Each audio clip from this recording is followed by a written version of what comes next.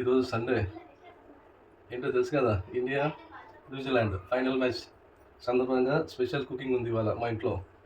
ఏంటంటే చెప్తాను. Onions cut చేస్తున్నాను.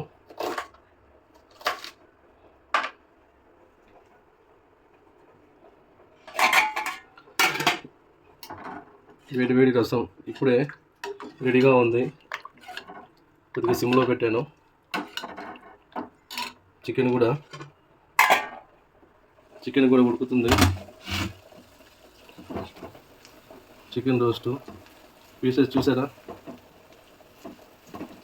ఎంత స్పైసీగా కనిపిస్తున్నాయో. చూస్తేనే మ్యాచ్ చూసుకుంటూ ఈ చికెన్ తింటూ, ఈ చికెన్లో వైట్ రైస్ కూడా రెడీగా ఉంది.